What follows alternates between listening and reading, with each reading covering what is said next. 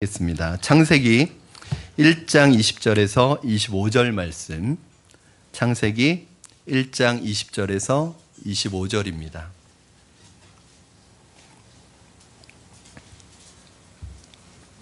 우리 한 절씩 교독하시고 마지막 25절 말씀은 합독해서 하나님의 말씀을 받겠습니다. 제가 먼저 읽겠습니다. 하나님이 이르시되 물들은 생물을 번성하게 하라. 땅 위에 하늘의 궁창에는 새가 나누라 하시고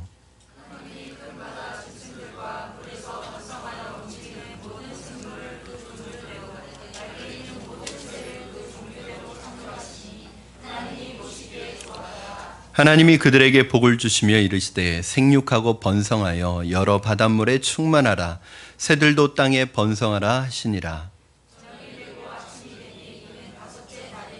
하나님이 이르시되 땅은 생물을 그 종류대로 내되 가축과 기는 것과 땅의 짐승을 종류대로 내라 하시니 그대로 되니라.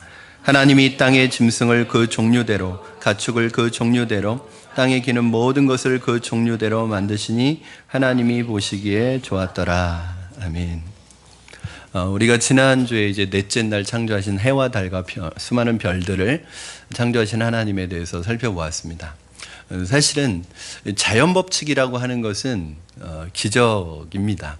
이게 좀 모순되죠, 말이. 왜냐하면 자연 법칙이라는 게 늘 규칙적으로 자연스럽게 이루어지는 걸 우리가 자연 법칙이라고 하고, 사실은 자연 법칙을 초월하는 것, 즉 자연적인 것을 초월하는 걸 초자연적인 것이라고 해서 기적이라고 얘기합니다.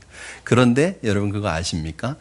기적이 반복되면 이게 자연 법칙이 되는 거예요. 근데 사실은 여러분 생각해 보십시오. 이 우주 공간, 해와 달과 그 수많은 별들이 우리가 설명할 수 없는 그 어떤 법칙에 의해서 이것들이 움직이고 운행이 되어지고 우리 하늘 위에서, 우리 머리 위에서 이것이 날마다 이루어지고 있어요. 사실은 이게 기적 아닙니까? 어떻게 설명할 수 없는데 이것이 날마다 규칙적으로 정확하게 움직이고 있는 이 사실들이 우리는 너무 이제 당연하게 생각해서 자연스럽다고 생각하지만 사실은 날마다 우리 머리 위에서는 기적이 일어나고 있는 것입니다.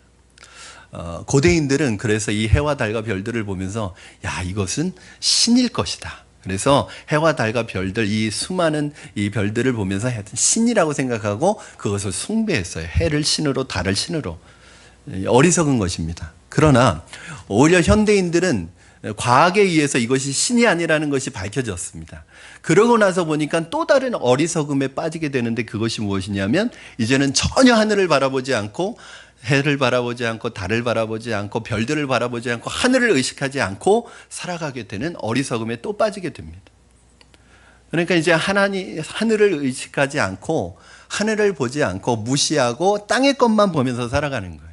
다른 말로 하면 하나님을 의식하지 않고 땅에서 살아가는 삶의 문제에만 매여서 살아가게 되는 어리석음에 빠지게 되었습니다. 사랑하는 여러분, 하나님이 만드신 자연 만물을 두려워하고 그것을 미신처럼 섬겨서도 안 되지만 여러분 하늘을 좀 바라보시고 밤의 달과 별들을 바라보시면서 하나님이 얼마나 위대하시고 광대하신, 여러분 지난주도 말씀드렸지만 은하에 별이 수억 개의 별이 있는데 그 수억 개의 별로 구성된 이 은하가 또 수억 개가 있다는 거예요.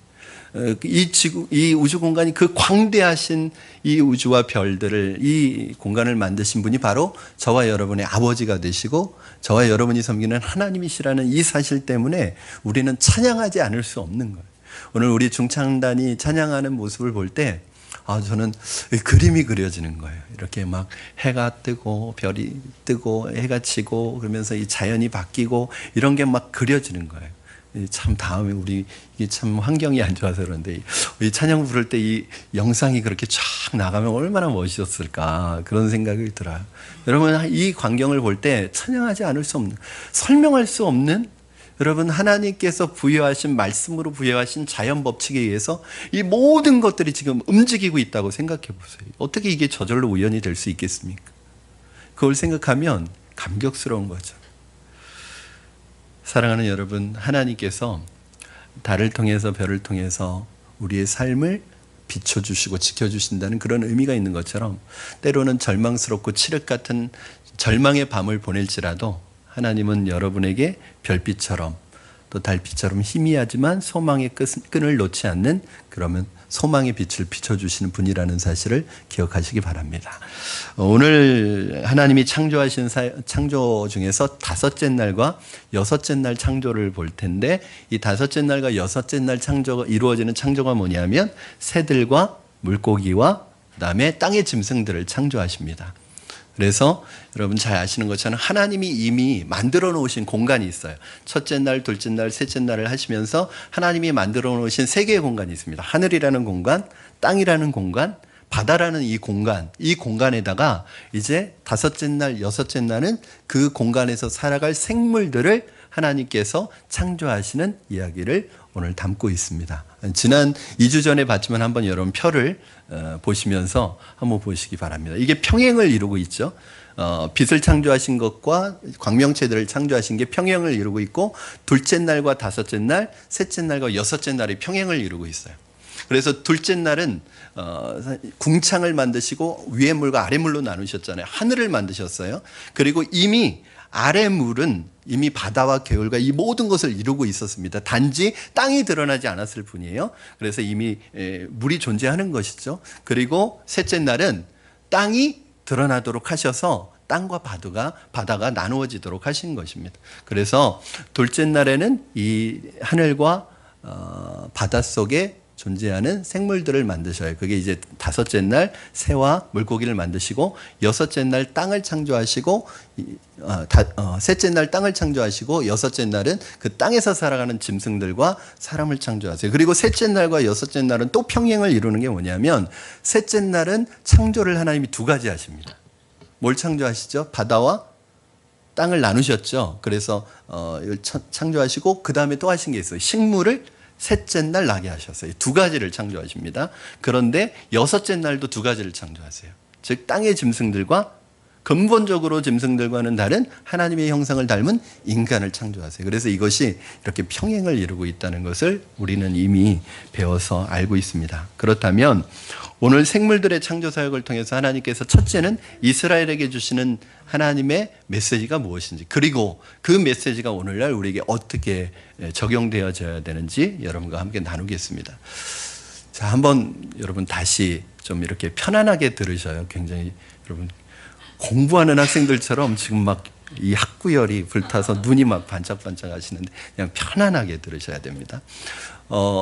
우리가 이 창세기의 1장의 기사를 볼 때 제가 놓쳐서는 안 된다고 했던 게 있어요. 그게 무엇이냐면 21세기를 살아가는, 즉 21세기의 과학적 지식을 가지고 있는 우리의 시각으로 본문의 말씀을 분석하거나 재단해서는 안 되고, 이 창세기라는 말씀이 처음 주어졌던 사람, 이 처음 들었고 받아야 했던 사람들에게 이 말씀이 어떤 의미였는지 원래의 뜻을 알고 그 원래의 뜻이 그렇다면 오늘날 우리에게는 어떻게 적용되어져야 되는지 적용점을 찾는 거예요. 그런데 많은 실수가 뭐냐면 오늘날 우리의 과학적 지식을 가지고 자꾸 성경을 보려고 하면 이 성경은 이상한 내용이 되는 거예요. 말이 안 되는 거예요. 그렇죠? 왜냐하면 성경은 마치 지구가 평평한 것처럼 얘기하고 있고, 그렇죠? 성경은 우리가 알고 있는 과학적 상식과는 다른 얘기를 하고 있는 것 같아요. 근데 여러분 그렇잖아요. 이걸 과학적으로 과학책으로 보는 게 아니라 사실은 성경은 문학책에 더 가깝습니다. 그렇지 않아요? 여러분 지금 지구가 자전하고 있고 지구가 태양의 주위를 공전하고 있는 걸 이미 알지만 여러분의 언어의 습관에는 뭐라고 그래? 해가 뜬다고 그러죠? 그리고 해가 진다고 말하잖아요. 지구가 자전하고 있다고 얘기하지 않잖아요. 그렇죠? 그런 거예요. 이걸 자꾸 여러분의 과학적 지식을 가지고 일상생활에서 대화하는 문학적으로 사용하지는 않잖아요. 그러니까 여러분 그렇게 보셔야 됩니다. 이것을 처음 받았던 출애굽한 이스라엘 공동체에게 어떤 의미의 말씀이었을까? 그리고 생각해 보면 오늘 이 말씀들이 다 의미가 있어요. 그러니까 이 창세기 1장은 과학적인 어떤 창조를 과학적으로 설명하려는 게 아니라 그 출애굽해서 이제 두려움과 불안 가운데 떨고 광야에서 지금 시내산에서 말씀을 받고 있던 이스라엘 백성들에게 하나님께서 주시고자 하시는 메시지가 무엇이냐? 사실은 창세기 1장을 쭉 읽어보면 굉장히 파격적인 주장이에요. 왜냐하면 고대 근동 사람들에게 있어서 어떤 의식을 가지고 있냐면 범신론적인 사고를 가지고 있고 토테미즘적인 사고를 가지고 있습니다. 즉 모든 것을 이 자연 만물을 신으로 보는 생각을 가지고 있어요. 그렇죠? 그런데 이 창세기 1장을 보면 첫날부터 마지막 날까지 하나님이 창조하신 모든 피조물들을 당시에는 다 신으로 섬기고 있었던 신적인 대상들이에요. 그런데 그것을 하나님이 창조하셨다고 말하는 거예요. 즉 너희가 믿고 따르고 섬기고 있는 우상과 신적인 존재라고 믿고 따르고 있는 그 모든 것들은 신이 아니라 우상이 아니라 섬겨야 될 대상이 아니라 하나님이 만드신 피조물이라는 것을 그렇게 강조하고 있는 거예요. 왜 그럴까요?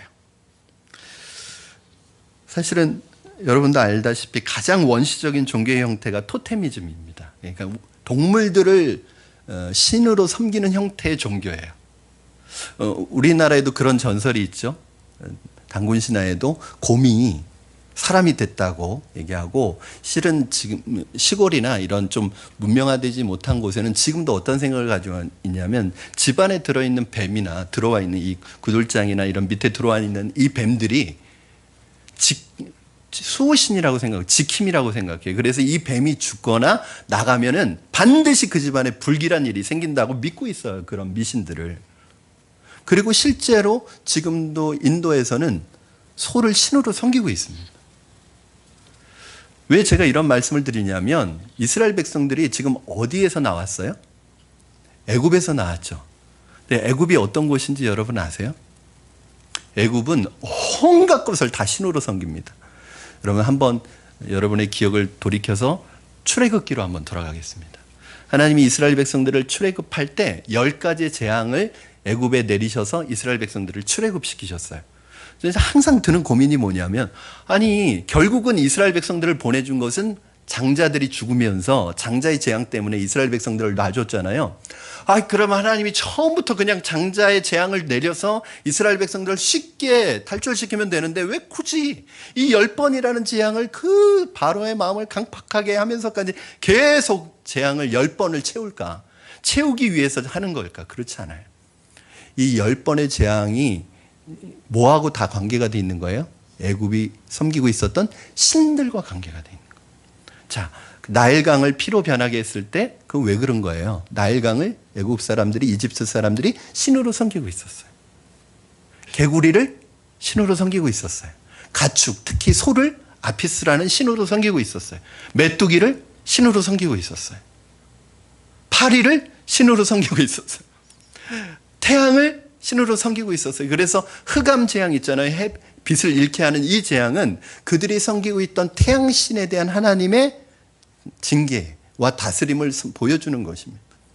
여러분 이 10번의 재앙을 통해서 결국은 하나님만이 진정한 하나님이고 그 모든 너희들이 섬기는 이 우상들과 이 피조물들은 다 하나님의 피조물이라는 것을 보여주기 위한 것이에요. 왜? 이스라엘 백성들이 애굽에서 430년 동안 살다 보니까 그 범신론적이고 이 토테미즘적인 사고방식과 문화에 쪄들어 있는 거예요. 그러니까 이스라엘 백성들이 애굽에서 나와서 시내산에서 말씀을 받으러 모세가 올라가서 40일이 지나니까 모세가 내려오지 않으니까 불안하고 두려운 거예요. 모세가 도망갔는 줄 알고 우리를 놔두고. 그러니까 자기의 불안하고 두려운 마음 때문에 뭘 만드냐 하면 사람들에게 금부치를 거두어들여서 금송아지를 만듭니다. 그러면서 뭐라고 그래요? 우리를 애굽에서 인도해낸 우리의 신이다 그러고 얘기해요. 송아지 형상을 만들어 놓고. 그거 어디에서 가지고 온 거예요? 애굽에서 송아지 신을 섬길 때 하던 버릇인 거예요. 이게 문득문득 나오는 거예요. 자, 이런 사고방식을 가지고 있었던 그 이스라엘 백성들, 이런 문화 속에서 살고 있었던 그 이스라엘 백성들이 이래 출애굽을 했지만 하나님의 백성이지만 지금 사고방식은 어디에 사고방식을 가지고 있는 거예요? 애굽의 사고방식을 가지고 있는 그 사람들에게 하나님이 창조하신 하늘과 바다와 땅과 태양과 달과 별들과 이 모든 동물들은 하나님의 피조물이라는 것을 말씀하시기 위해서 이 말씀을 기록하고 있는 거예요. 과학적인 상식을 우리에게 주려고 말하고 있는 게 아니란 말이죠. 그러니까 이런 관점을 가지고 성경을 읽으면 사실은 요즘에는 과학과 신학의 대화에서 과학과 신학이 서로 상충되는 게 아니라는 것을 많이 보여줍니다. 즉 성경은 과학과 상충되지 않는다. 오히려 성경 속에 있는 이런 어떤 하나님이 만드신 이런 법칙들이 과학적으로 자꾸 발견이 되니까 오히려 과학책은 하나님의 일반 계시책이고 성경책은 하나님의 특별 계시책이다. 이렇게 말하게 되어 있습니다.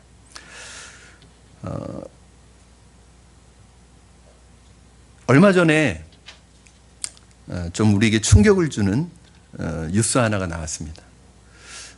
사이비 집단인데 진돗개를 숭배하는 사이비 집단이 뉴스에 나와서 좀 충격을 줬어요. 그 진돗개를 신성시하면서 어떻게 하냐면 그 내부 고발자의 얘기를 들으면 너무너무 황당한 거예요. 진돗개를 이렇게 포대기로 업고 다닌대요. 그리고 유모차에 태워가지고 이렇게 모시고 다닌다는 거예요. 그리고 진돗개가 지나가면 길을 비켜드리고 그 다음에 존칭어를 쓴대요. 진돗개에게. 개님 지나가십시오. 여러분, 이게 더 심각한 것은 이 진돗개가 짖는 사람은 귀신이 붙은 사람이라는 거예요. 그래서 그 사람을 때리는 거예요. 그래서 그렇게 맞아서 죽은 사람을 안매장한 것이 드러난 거예요. 여러분, 얼마나 무지해요. 그렇죠? 도대체 어떻게 사람이 그럴 수가 있을까? 그런 사람들이 진짜 있을까? 저게 미치지 않고서야 상식적으로 어떻게 저럴 수 있을까? 라는 생각이 들잖아요. 어떻게 개를 섬겨요? 그런데 사람들은 하나님의 진리의 빛이 있지 않으면 그 정도로 무지해질 수 있어요. 그런 일들을 흔히 볼 수 있습니다. 그 대상이 짐승만 아닐 뿐이지. 무슨 말이냐 하면 우리가 하나님의 형상대로 지음받은 사람으로서 다스리고 관리해야 될 대상에 오히려 매여서 살아가고 있는 게 얼마나 많느냐. 여러분, 해와 달과 별들과 이 모든 자연 만물은 우리가 섬겨야 될 대상이 아니에요. 생물들은 우리가 섬겨야 될 대상이 아니라 우리에게 다스리라고 하나님께서 맡겨주신 돌보아야 될 대상들입니다. 그런데 우리가 동물들이 아니고서도 그런 경우가 많아요. 우리가 다스리고 관리하고 해야 될 대상에 우리가 오히려 매여서 살고 우리가 그것을 의지하고 그것을 숭배하는 일들이 얼마나 많습니까? 예를 들어서 돈은, 인생의 성공은, 시간은, 공부는 우리가 다스려야 될 대상이지 우리 인생의 목적이 아닙니다. 그건 우리가 의지해야 될 대상이 아닙니다. 우리가 숭배해야 될 대상이 아닙니다. 그런데 요즘 사람들을 보면 의지해서는 안 되는 것을 의지하며 살아갑니다. 그것을 숭배합니다. 여러분, 돈은 우리가 다스려야 되고 우리가 관리해야 되는 것이지 돈이 우리의 숭배 대상이 아니에요. 우리가 의지해야 될 것이 아니에요. 그런데 얼마나 많은 사람들이 돈을 의지하며 살아가고 그것이 이제 신적인 권위를 갖습니다. 이게 성경에도 보면 맘모니즘이라는 게 뭐예요? 돈, 물질 만능주의. 그럼 오늘날 많은 사람들이 물론 청년들도 어렵다 보니까 어떤 생각을 하냐면 돈이면 다 된다는 생각을 가지고 있어요. 제가 어떤 청년이 저에게 상담을 왔는데 정말 해서는 안 되는 그런 비윤리적인 부도덕적인 일을 하고 있는 자신을 대해서 저한테 고백을 했습니다. 그런데 그걸 하는 이유가 뭐냐면 유학을 가려고 한대요. 그러니까 자기에겐 꿈이 있는 거예요. 나름대로는. 꿈이 있는 거예요. 자기는 유학 가서 성공하고 싶은 꿈이 있는 거예요. 그런데 그 아름다운 성공, 그 어떤 자신의 가지고 있는 꿈을 이루기 위해서 과정은 비정상적인 방법을 동원해서 해도 괜찮다는 거예요. 일단 돈만 벌으면 되는 거예요. 여러분, 돈이 어느덧 사람들에게는 돈만 있으면 불가능이 없다는 그런 생각으로 바뀌어지고 있습니다. 그것에 노예처럼 매여서 살아갑니다. 얼마나 무지하고 어리석습니까? 성경 진리를 모르면 이렇게 무지해집니다. 그래서 말씀을 배워야 되는 거예요. 근데 말씀을 배우고 성경을 안다고 다 지혜로워지는 건 아닙니다. 그러나 적어도 하나님의 말씀을 알고 깨닫게 되면 내 안에 우리의 생각이, 마음이 변화될 수 있는 첫 발걸음은 떼는 것입니다.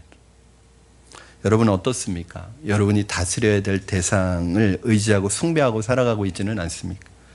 그것에 매여서 살아가고 있지는 않습니까?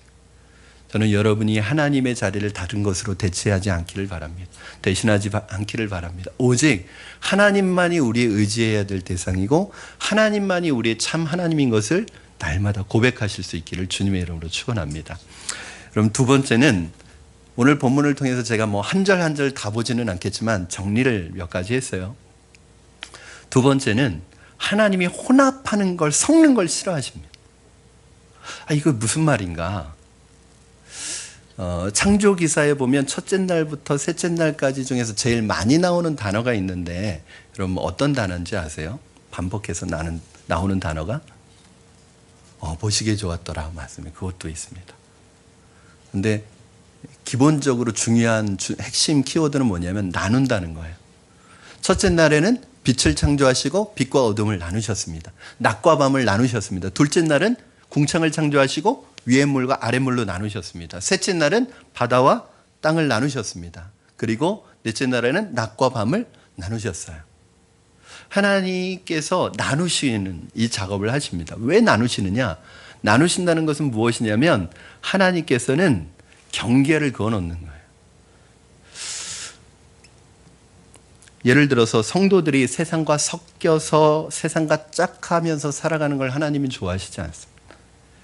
성경은 하나님과 돈을 겸하여 섬길 수 없다고 말합니다. 하나를 선택해야 합니다. 빛과 어둠이 함께 있을 수 없고 하나님과 마귀가 함께 있을 수 없고 천국과 지옥이 함께 있을 수 없습니다. 그래서 하나님은 무엇이든지 간에 그것의 경계를 확실히 그어놓고 이것도 아니고 저것도 아닌 것이 되게 하지 않으셨습니다. 남자도 아니고 여자도 아니게 되게 하지 않으셨어요.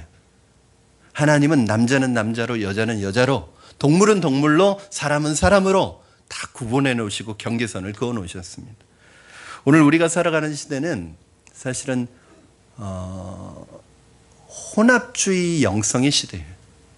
무슨 말이냐면 세속과 성이 거룩할 성입니다. 속과 성이 구별이 섞여 있고 남자가 여자가 섞여 있고 이게 무슨 말이냐면 남자도 아니고 여자도 아니고 동물과 짐승과 사람을 섞어 놓는 이렇게 되면 여러분 어떤 현상이 나타나는지 아세요? 정체성을 잃어버려요. 자기가 없어지는 거예요. 이걸 뭐냐? 혼돈과 혼합의 시대예요. 이걸 모르면 카오스라고 합니다. 하나님은 여러분 창세기 1장 2절에 보면 땅이 공허하며 혼돈하고 흑암이 깊은 위에 있는 이 카오스, 혼돈을 나누셔서 질서를 만들어 놓으셨는데 인간들은 하나님이 나누어 놓으시고 경계를 그어 놓으신 것을 다시 섞어버려서 혼돈을 만들고 혼란을 만들고 정체성을 잃어버리게 만들었어요. 그러면 뭐 어떻게 되냐면 방황하게 되는 거예요. 여러분의 정체성은 무엇입니까? 사랑하는 여러분, 여러분은 어떻습니까? 세상과 구별되어 살아가고 있습니까? 아니면 섞여서 살아가고 있습니까? 세상 사람들처럼 살아갈 때 여러분 행복하십니까? 물론 세상 사람들과 같이 섞여서 살아가면 육신은 편할지 모릅니다. 그러나 여러분이 하나님의 구별된 백성이라면 정신적으로 영적으로는 행복하지 않습니다. 왜냐하면 우리는 그렇게 지음받지 않았기 때문입니다. 그렇게 부름받지 않았기 때문입니다. 여러분이 세상 속에서 다 나오라는 말이 아닙니다. 직장 다니지 말라는 얘기 아닙니다. 학교 다니지 말라는 말이 아니에요. 공부하지 말라는 말이 아니에요. 세상 사람들과 믿지 않는 사람들과 어울리지 말고 함께 일하지 말고 함께 있지도 말라는 말이 아니에요. 오히려 여러분의 재능과 여러분의 사명과 여러분의 그 은사를 가지고 세상 속에 들어가서 그 세상 안으로 들어가야 합니다. 그것이 하나님이 우리에게 원하시는 거예요. 그러나 중요한 것은 분리되어지지는 않지만 세상 속으로 들어가서 그들과 함께 지내야 되지만 그 속에서 여러분들이 구별되어져야 된다는 거예요. 그러면 이게 굉장히 중요한 거예요. 왜 내가 직장을 다니는지, 내가 왜 공부를 하는지, 내가 왜 도대체 사업을 하는지, 내가 왜 장사를 하는지 이 목적을 잊어버리면 안 된다는 것입니다. 정체성을 잃어버리면 우리는 사라지게 되어 있습니다. 여러분, 하나님의 백성의 정체성이 뭐예요? 이렇게 구분되어지고 구별되어지는 거, 이게 무엇입니까? 섞이지 않고 혼합되지 않고 구별되어지는 것을 성경에서는 성결이라고 얘기합니다. 거룩이라고 얘기합니다. 하나님의 백성의 정체성은 세상에서 성공하는 게 아닙니다. 죄송합니다. 제가 여러분들에게 이런 말도 하고 싶어요. 여러분, 예수님 잘 먹으면, 잘 믿으면 세상에서 성공하고 세상에서 잘 되고 높은 이치에 오르고 성공하게 될 것입니다. 이렇게 하면 여러분 아멘 하실 거예요. 근데 목사로서 정직하게 그렇게 말 못하겠습니다. 왜냐하면 하나님의 축복은, 하나님의 복은 뭐냐면 세상에서 성공하는 게 아니에요. 하나님이 우리를 지으신 창조의 목적에 따라 사명에 따라서 살아가는 게 우리의 복이에요. 그럴 때 진짜 행복해요. 사랑하는 여러분, 여러분의 삶에 있어서, 언어에 있어서 세상의 문화와 구별되어지기를 주님의 이름으로 축원합니다. 제가 계속 말씀드립니다. 자녀 양육 세미나 때도 말씀드렸던 게 뭐냐면, 우리 믿는 사람들의 자녀 양육의 핵심은 뭐예요? 세상에서 우리 아이가 성공하는 거 아닙니다. 또 뭐예요? 우리 아이가 행복해지게 하는 게 자녀 양육의 목적이 아닙니다. 우리 자녀 양육의 목적은 거룩입니다. 우리가 우리 자녀를 양육할 때 해야 될 기도가 뭐냐면, 하나님, 이 자녀가 예수님 닮은 아이로 자라게 해달라고 기도하는 것이 우리 자녀 양육의 핵심이에요. 그런데 그렇게 기도하지 않죠. 우리가 세상에서 성공할 수 있게 해달라고 기도하고, 세상에서 잘 나가는 아이가 되게 해달라고 기도하고, 그러기 위해서는 누군가를 밟고서라도 올라가야 되고, 경쟁에서 이겨야 되고, 또 뭐죠? 그게 아니어도, 좀 준수한 분들은 어떻게 생각하냐면, 그런 게 아니어도 그냥 내 자녀가 행복하게 살았으면 좋겠어. 자기가 좋아하는 일 하면서 행복하게 사는 게 내 자녀 양육의 목적이냐? 굉장히 그럴듯하게 들리지만 그것도 아니에요. 여러분, 자기가 진짜 아이들이 행복한 건 언제인지 아세요? 내가 좋아하는 일 할 때 행복할까요? 그게 얼마나 가겠어요? 정말 우리에게 있어서, 자녀들에게 있어서 행복은 바로 우리의 정체성을 알고 하나님이 우리에게 이 땅에 보내주신 창조의 목적과 사명에 따라서 살 때 행복한 거예요. 사랑하는 여러분, 저는 여러분도, 여러분의 자녀도 하나님 앞에 구별된 거룩한 예수님 닮은 분들이 되기를 주님의 이름으로 축원합니다. 사실은 오늘 이제 제가 여러분들에게 정말 말씀드리고 싶었던 것은 이 세 번째예요. 세 번째, 이건 제가 새가족반 성경 공부에서도 드렸던 말씀인데, 하나님이 생물들을 창조하실 때는 특별한 말씀을 하십니다. 시간과 공간을 창조하실 때는 주로 어떤 말씀을 하시냐면 나눈다는 말씀을 하세요. 그런데 생물들을, 내용물들을 채우실 때는 나눈다는 말씀이 아니라 다른 말씀을 하세요. 그게 뭐냐면 종류대로 창조하신다는 말씀을 계속 반복해서 언급하고 있습니다. 그러니까 나눈다는 말과 종류대로 창조하셨다는 말은 같은 의도와 목적이에요. 그러니까 시간과 공간은 나누는 거예요. 왜냐하면 경계선을 긋는 거예요. 그러나 생물은 종류대로 만들었다는 건 뭐냐면 종과 종 사이의 경계선을 긋는 거예요. 자, 한번 잘 들어보세요, 여러분. 먼저 11절, 12절 식물을 만드시는 기록입니다. 여러분 같이 한번 읽어주십시오. 시작. 하나님이 이르시되 땅은 풀과 씨 맺는 채소와 각기 종류대로 씨 가진 열매 맺는 나무를 내라 하시니 그대로 되어 땅이 풀과 각기 종류대로 씨 맺는 채소와 각기 종류대로 씨 가진 열매 맺는 나무를 내니 하나님이 보시기에 좋았더라. 아멘.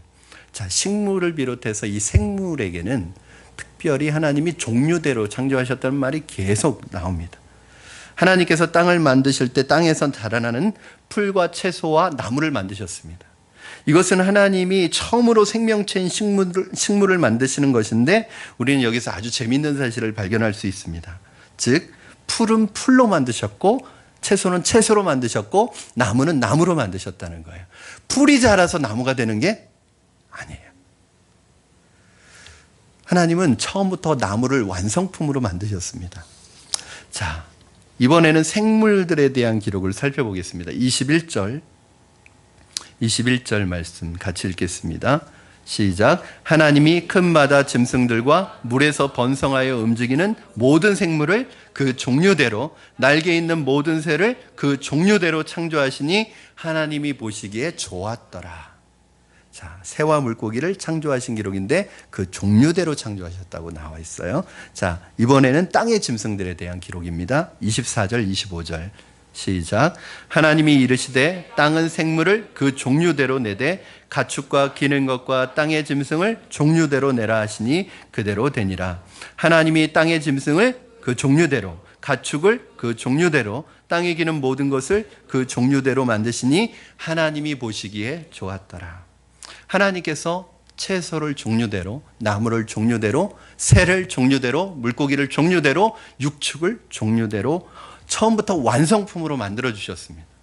하나님께서 이것들의 종을 섞거나 종에서 종으로 진화된 것이 아닙니다. 하나님은 종을 바꾸지 않으셨습니다. 종과 종 사이에 경계를 그어주셨습니다.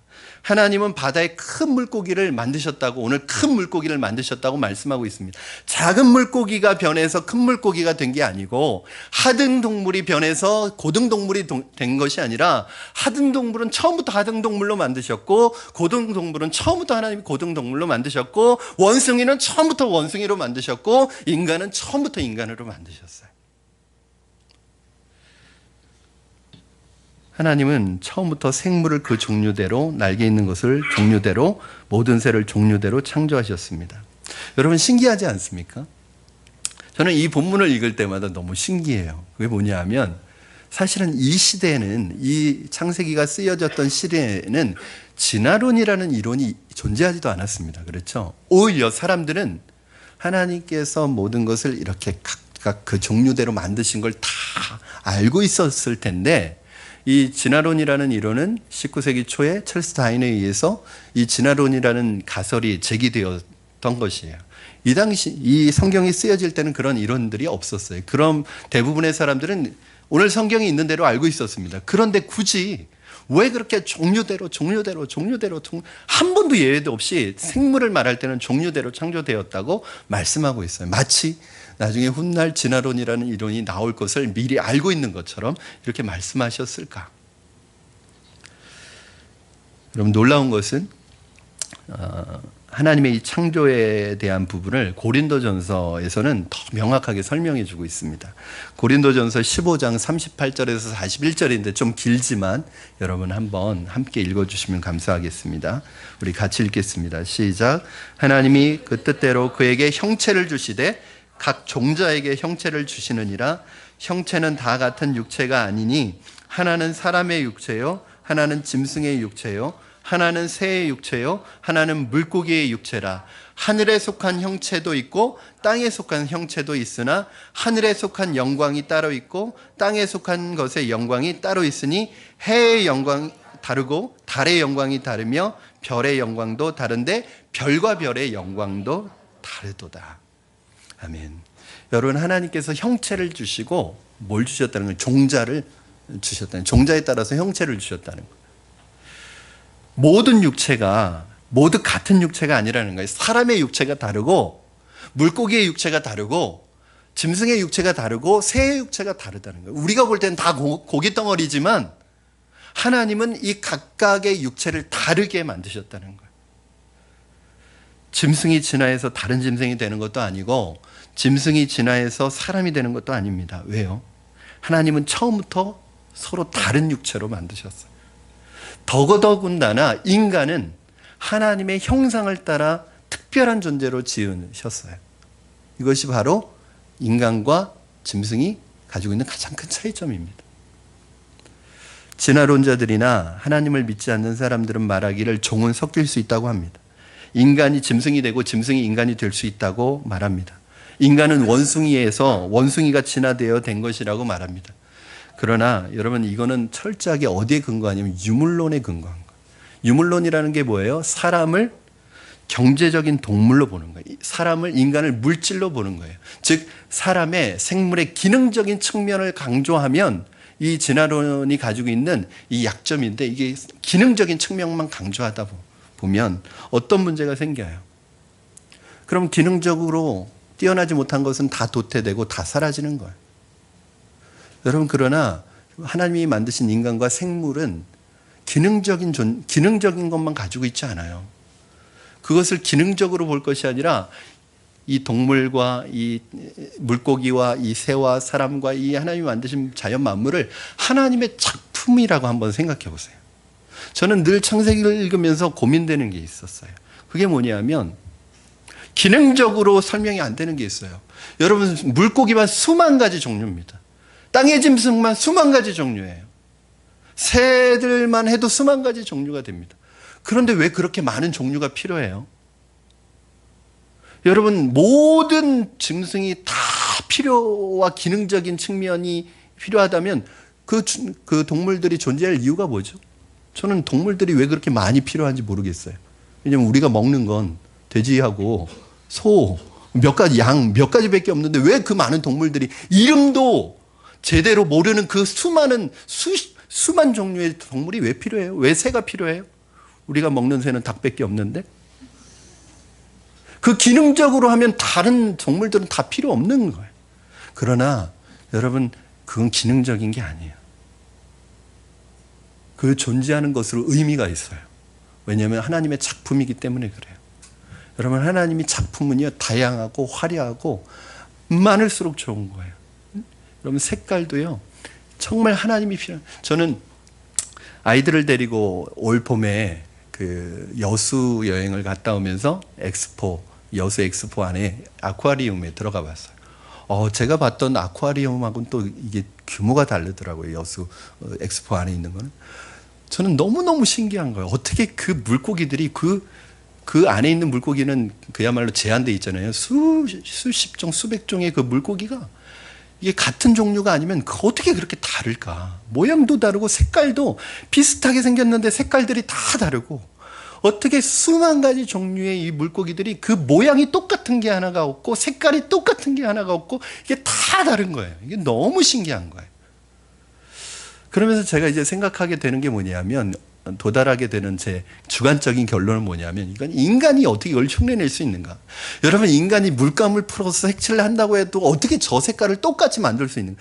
이건 하나님이 하시지 않으면 이 색깔 자체가 불가능한. 또 하나는, 또 어떤 하나의 결론은 뭐냐면, 어떻게 이게 우연히 저절로 이게 만들어질 수 있느냐는 거예요. 그렇게 주장하는 사람들의 주장이 얼마나 황당한지.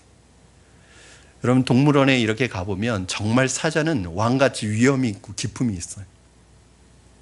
그리고 펴보면 진짜 무섭게 생겼어요. 여러분, 기린은 정말 목이 길어요. 사슴이 목이 길어요. 누군가를 그리워해서 길어진 게 아니에요. 얼룩말은 얼룩무늬를 많이 봐서 얼룩말이 된 게 아니에요. 하나님은 얼룩말을 원래 얼룩말로 만드셨고, 기린은 원래 그렇게 만드셨어요. 하마를 보니까, 여러분, 하마 엉덩이가 크잖아요. 이 둔한 게 물속에 들어가면 얼마나 귀엽게 헤엄을 치는지 굉장히 유연하게 헤엄을 잘 치고 다녀요. 여러분, 사슴을 봐도, 타조를 봐도, 얼룩말을 봐도, 코끼리를 봐도, 악어를 봐도 하나같이 다 독특한 모양을 가지고 있어요. 똑같지가 않아요. 저는 물고기를 보면, 그 화려한 색깔들을 보면 하나님의 미적 감각을 느끼게 되고, 이 동물들의 이 다양한 모습을 보면 하나님의 창의력과 상상력이 대단한 분이다, 이런 생각이 들어요. 물고기의 종류가 수만 가지가 됩니다. 새의 종류가 수만 가지가 됩니다. 땅에 사는 짐승들의 종류도 수만 가지 종류가 됩니다. 하나님께서 이 수많은 생물의 종류마다 종의 한계를 벗어나지 못하게 하셨어요. 그렇게 다양하게 만드셨어요. 이게 하나님의 작품 세계예요. 저는 오늘 이 말씀 속에서 굉장히 중요한 영적인 원리를 발견합니다. 그것은 뭐냐? 두 가지인데, 하나는 아무리 역사가 흘러도 이 짐승들끼리 섞이면 안 된다는 것입니다. 만약 짐승들이 자기의 특성을 잃어버린다면 어떻게 될까요? 코끼리처럼 코가 길고, 기린처럼 목이 길고, 하마처럼 엉덩이가 큰 모든 것의 강한 쪽만으로 발달하게 된다면 괴물들만 남게 될 거예요. 진화론이라고 하는 것은 이러한 기능적인 측면에서 생물을 본다는 약점이 있습니다. 그러나 하나님께서는요, 강하고 뛰어난 것만 존재하게 하시는 것이 아니라 작고 약한 것도 나름대로 살아남을 수 있는 존재의 의미가 있는 거예요. 자, 보세요. 왜 필요해요? 약하고 작아서 쓸모없어 보이는데 그게 왜 필요하죠? 그게 우리에게 필요해서 필요한 게 아니라 존재 자체로 의미가 있는 거예요. 왜요? 하나님에게는. 하나님이 왜 참새를 먹이시죠? 하늘의 새를 봐라. 농사 짓지도 않고 모아들이지도 않는데 하나님이 다 먹이셔요. 들의 꽃을 봐라. 길쌈을 하지 않고 자기가 옷 만들어 입지 않은데 솔로몬의 입은 영광이 이 꽃만도 못해요. 하나님이 이 생물들을 입히시고 먹이세요. 왜요? 필요도 없는데. 그러면 작고 연약해서 필요 없는 것은 다 도태되고 사라지고 강하고 뛰어난 것만 살아남아야 되는 세상이 된다면 어떻게 될까요? 하나님은 강한 자가 이 세상의 모든 것을 차지하게 하지 않으셨습니다. 아무리 약한 자라도 하나님 앞에선 귀한 존재이고 하나님 앞에선 살 권리가 있습니다. 공부를 못하는 학생도 하나님 앞에서 아름다운 삶을 살아갈 수 있는 자격이 있습니다. 그런데 세상은 기능적인 측면만 강조하다 보니까 이 성적을 가지고 우등과 열등으로 나눠서 마치 공부를 못하면 세상의 인생의 낙오자가 된 것처럼 사람들을 평가하고 사람들을 그렇게 대합니다. 여러분, 학교에서 왕따를 당하는 아이들에게 우리가 가지고 있는 편견이 뭔지 아세요? 왕따 당할 행동을 했을 것이다. 왕따를 당할 만한 아이일 것이다. 그렇게 생각을 합니다. 전혀 잘못된 생각입니다. 이 세상에 누구도 왕따 당할 만한 애는 없습니다. 그 아이가 약하든지 그 아이가 뭘 못하든지 뭐가 부족해도 그 아이는 존재 자체로 의미가 있는 것이고 약해도 하나님 앞에 귀한 존재입니다. 여러분, 힘 있고 돈 있는 사람이 갑질하는 것도 다 여기서 나오는 거 아니에요? 기능적인 측면만 강조하다 보니까 이렇게 되는 게 아니에요? 저는 그런 생각을 해요. 목사도 인간적인 생각을 할 때가 있잖아요. 교회 안에서 봉사 많이 하고 일 많이 하고 전도 많이 하고 막 일 열심히 하는 분들은 귀해 보이고, 교회에서 일하지 않고 그냥 교회만 왔다 갔다 하는 분들은 별로 중요하지 않게 보이고, 그럴까요? 그 생각에 빠지면 이제는 그건 제 생각 자체가 유물론적인 생각을 가지고 있는 거예요. 그럼 그렇지 않아요. 교회 안에서 열심히 봉사하고 일하고 섬기는 분도 귀해요. 그러나 교회 안에 계시는 존재 자체만으로도 귀한 거예요, 우리 성도들은. 왜요? 그건 나중에 다 때가 있어요. 어린아이가 뛰지 못하는 이유는 어리기 때문에 그래요. 어린아이가 짐을 들지 못하는 이유는 아직 어리기 때문에 그래요. 힘이 생기고 하면 그 자기에게 주어진 상황과 환경 속에서 하나님 앞에 귀한 존재로 쓰임받게 돼 있어요. 여러분, 크다고 다 좋은 것도 아니고 작다고 다 형편없는 거 아니에요. 여러분, 큰 교회라고 다 좋은 거 아니고 작은 교회라고 나쁜 거 아니에요. 지금도 오지 낙도에서 성도가 3명인 교회를 지키고 있는 목사님들이 계세요. 그 목사님들이 목회에 실패한 분들인가요? 평생 자기의 성도는 3명밖에 목회를 못한 이분들은 목회에 실패한 분들인가요? 수만 명, 수천 명이 모이는 대형교회 목회자들이 하나님 앞에 더 상급이 많은가요? 전 절대 그렇지 않다고 생각해요. 여러분, 여러분들이 뭘 하기 때문에 귀한 게 아니에요. 저는 우리 성도님들이 교회 안에서 어떤 일을 많이 하기 때문에 귀한 게 아니에요. 하나님은 여러분들이 일을 잘하고 일을 많이 하기 때문에 여러분을 귀하게 보시는 게 아니라 여러분 존재 자체로 하나님 앞에 귀한 분들이에요. 여러분이 그냥 존재하고 있는 게 하나님에겐 기쁨이에요. 저는 요즘에 우리 청년들을 이제 3포 세대는 이제 지났어요. 그렇죠? 벌써. 취직도 잘 안 되고 여러 가지 참 삶의 어려움이 있어요. 어떤 분이 그러더라고요. 취직을 못하는 것 때문에 집에서 많이 힘들대요. 눈치가 보이고 구박도 받는데요. 여러분, 취직 안 하면 안 되나요? 취직을 해야 귀한가요? 직장이 있어야 귀한 대접을 받고 직장이 없으면 밥만 축내는 사람인가요? 여러분, 우리 부모님들에게 있어서 자녀는 그 자녀가 뭘 하기 때문에 귀한 게 아니라 자녀이기 때문에 귀한 거예요. 그러니까 우리 부모님들 혹시라도 마음은 그렇지 않겠지만 우리 청년들 굉장히 요새 힘듭니다. 그렇죠? 왜 취직 안 하냐? 왜 직장 안 나가냐? 왜 돈 안 버냐? 왜 결혼 안 하냐? 자꾸 그렇게 얘기하시죠. 그래야지 귀한가요? 돈을 벌어와야지 귀합니까? 결혼을 해야지 귀한가요? 그냥 그 존재 자체로 귀하지 않습니까? 공부를 잘해야 귀한가요? 세상에서 성공해야지 내 아들인가요? 하나님은요, 우리를 기능적으로 보지 않으세요. 여러분이 뭘 해서 이쁘고 뭘 해서 귀한 게 아니라 여러분 있는 그대로의 모습을 하나님이 귀하게 보시는 것을 여러분 믿으시기 바랍니다. 여러분, 자기의 가치를 성적이나 외모와 바꾸지 마시기 바랍니다. 큰 것이라고 해서 반드시 좋은 것이 아니라 작은 것도 얼마든지 생존할 가치가 있고 오히려 더 소중하다는 것을 잊지 마시기 바랍니다. 큰 집에 살고 좋은 자동차를 몰고 다니고 좋은 직업을 가지고 있는 것이 사람의 본질은 아닙니다. 때로는 작고 보잘것없는 것 같아 보여도 그 사람이 더 가치 있고 소중한 이 하나님 앞에 존재로 여겨지는 것입니다. 말씀을 정리합니다. 여러분, 저는 여러분이 모든 것을 여러분의 주변에 있는 자연과 또 사람과 이웃과 모든 것을 볼 때 여러분 그렇잖아요. 사람들이 다 기능적인 것만 생각해서 사람과의 관계를 맺을 때도 나한테 필요한 사람하고만 관계 맺어. 나한테 필요 없는 사람은 관계도 안 맺는단 말이에요. 나한테 도움이 되는 사람만 관계를 맺고 나에게 도움이 안 되는 사람은 아예 멀리 해버려요. 여러분, 나한테 필요 없으면 하찮은 것이고 귀하지 않은 건가요? 그렇지 않아요. 저는 여러분들이 여러분의 주변을, 여러분 주변에 있는 이웃들을, 여러분의 주변에 있는 사람들을 뭘 해서가 아니라 그냥 있는 그대로 귀하게 여겨주실 줄 아는 하나님의 사람들이 되시기를 주님의 이름으로 축원합니다. 기능적인 것이 아니라 그 존재로. 여러분, 이렇게 되면 하나님이 왜 그렇게 많은 생물들을 창조하셨는지, 그 생물들이요 그냥 뭘 하는 것도 없어요. 그냥 태어나서 있다가 죽어요. 그런데 왜 그게 왜 필요해요?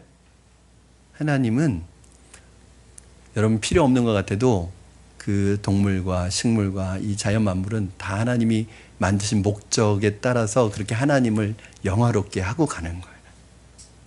왜? 존재 자체가 하나님께 영광이 되기 때문입니다. 저는 여러분이 스스로를 정서적으로, 정신적으로 학대하지 않기를 바랍니다. 여러분을 귀하게 보시기 바랍니다. 여러분은 이 세상 그 무엇과도 바꿀 수 없는 하나님의 걸작품이라는 사실을 기억하시고, 또 나만 그럴 뿐만 아니라 우리 주변에 있는 그 귀한 분들도 다 그런 하나님의 귀한 작품이라는 것을 기억하시고, 오늘 그 소중히 여기는 마음, 그 하나님의 눈으로 사람과 세상을 바라볼 수 있는 여러분들이 되시기를 주님의 이름으로 축원합니다. 우리 이 시간에 같이 찬양하시고 우리 기도했으면 좋겠습니다. 주 하나님 지으신 모든 세계 찬양 부르시면서 우리 하나님의 자연 만물을 볼 때마다, 하나님 만드신 새와 물고기와 동물들을 볼 때마다 야, 참 하나님의 솜씨가 뛰어나구나.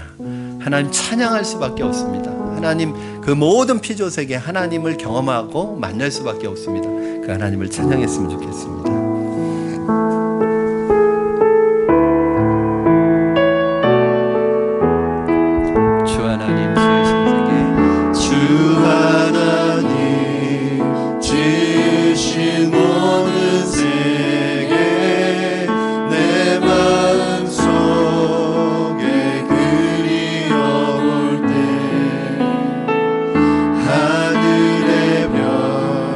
울려 퍼지는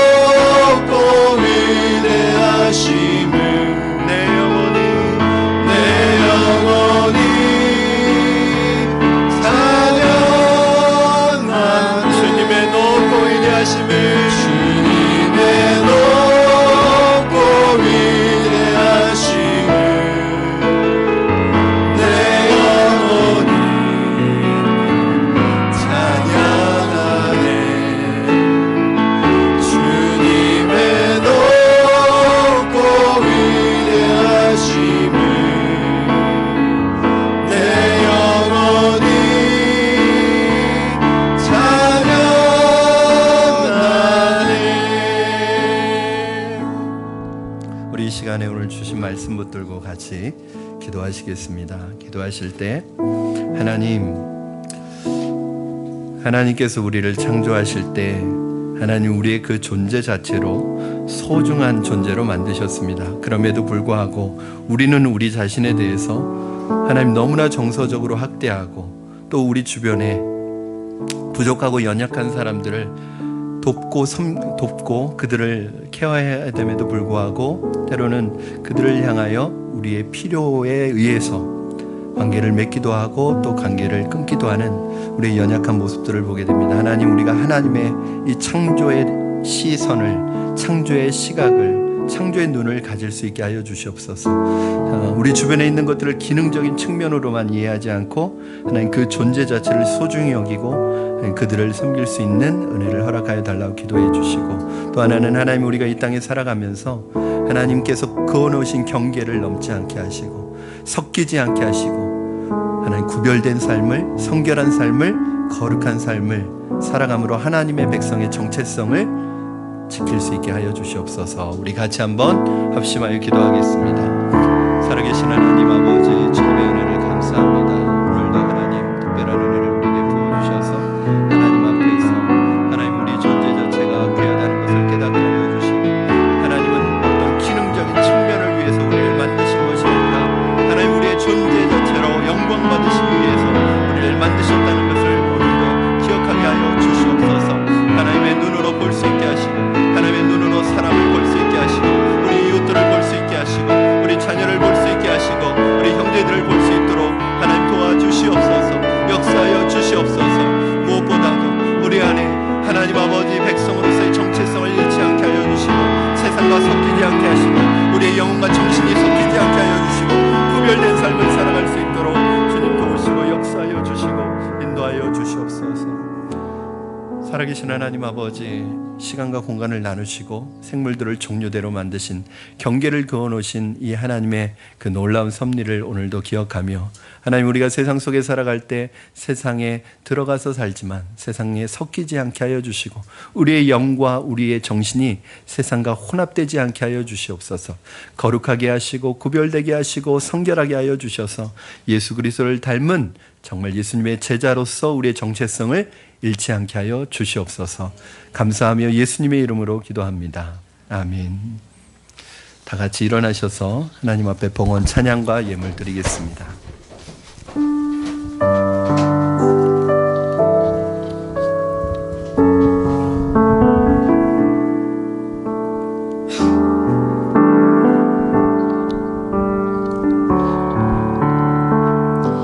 주님, 내가 여기 있사오니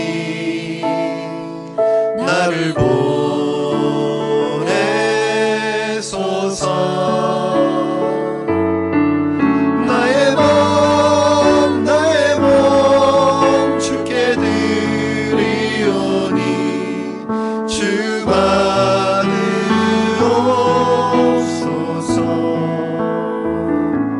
주님, 내가 여기 있사오니 나를 써주소서.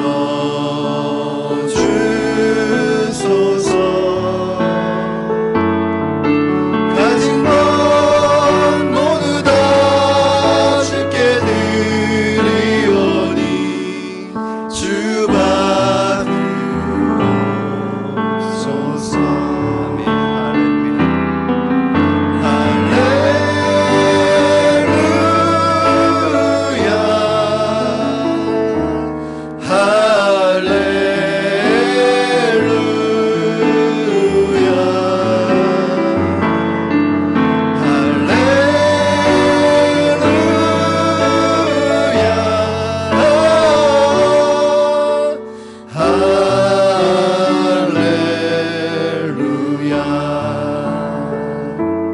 나를 받으옵소서.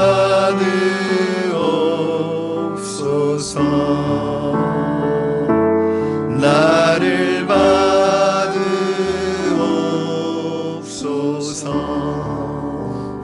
기도하겠습니다. 살아계신 하나님 아버지,